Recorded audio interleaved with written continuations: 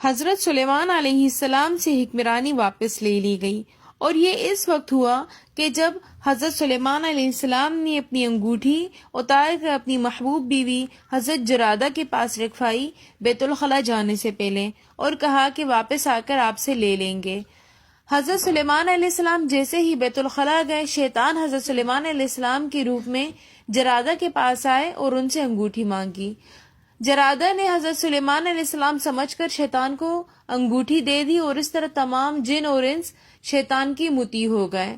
حضرت سلیمان علیہ السلام جب واپس آئے اور انہوں نے جرادہ سے انگوٹھی مانگی تو انہوں نے کہا کہ میں تو آپ کو انگوٹھی واپس کر چکی ہوں۔ حضرت سلیمان نے کہا کہ آپ نے مجھے انگوٹھی واپس نہیں کی، لیکن جرادہ سمیت تمام قوم حضرت سلیمان علیہ السلام کو بہروپیہ سمجھ کر ان کو برا بلا کہنے لگی کہ آپ حضرت سلیمان علیہ السلام کی انگوٹھی کو قبضہ کرنا چاہتے ہیں اور ان کی حکمرانی پر قبضہ کرنا چاہتے ہیں، اور سب نے حضرت سلیمان علیہ السلام کو پتھر مار کر ان کے شہر سے نکال دیا۔ حضرت سلیمان علیہ السلام کے لیے وہ دن بہت زیادہ تکلیف دہ تھے، اور اسی طرح کافی عرصے تک حکمرانی شیطان کے پاس رہی، اور حضرت سلیمان علیہ السلام کے اوپر اللہ کی طرف سے ایک بہت بڑی آزمائش آ گئی۔ حضرت سلیمان علیہ السلام نے اپنی جگہ چھوڑ دی اور ایک دوسری جگہ پر جا کر مزدوری کرنے لگے۔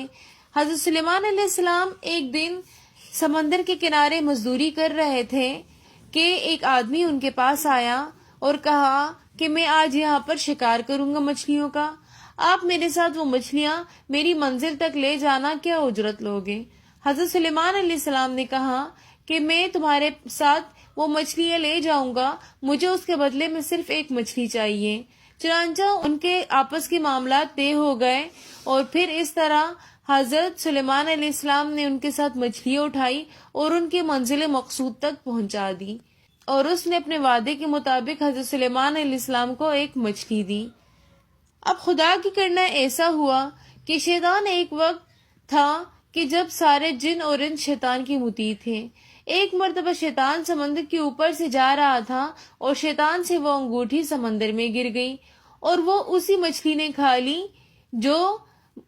مچھیرے نے سلیمان علیہ السلام کو معاوضے کے طور پر دی تھی۔ سلیمان علیہ السلام جب اس مچھلی کو لے کر گھر پہنچے اور انہوں نے اس مچھلی کو ذبح کیا تو اس میں سے وہی انگوٹھی واپس نکل آئی، اور اس طرح اللہ پاک نے تمام حکمرانی سلیمان علیہ السلام کو واپس لوٹا دی۔ تو سلیمان علیہ السلام کی زندگی کے اس حصے سے ہمیں یہ سبق ملتا ہے کہ عروج اور زوال اللہ پاک نے انسان کے لیے لکھا ہے، چاہے اللہ کا جتنا بھی مقرب بندہ ہو، اور ان پر آزمائش ضرور آتی ہے۔ اگر آج آپ کے پاس عروج ہے تو کل آپ کے اوپر زوال ضرور آئے گا، اللہ آپ کو عروج کے بعد ضرور آزمائے گا، لیکن جب آپ کے پاس زوال آئے تو آپ نے یقین کامل صرف اور صرف اللہ کی ذات پر رکھنا ہے کہ وہ کسی بھی چیز کو بہانہ بنا کر آپ کی مملکت، آپ کی حکمرانی آپ کو واپس دے سکتا ہے، لیکن اس کے لیے صبر اور توکل صرف اور صرف اللہ کی ذات پر ہونا چاہیے۔ اگر آپ کو آج کی ویڈیو پسند آئی ہو تو ویڈیو کو لائک، کمنٹ، شیئر اور سبسکرائب ضرور کر دیجیے گا۔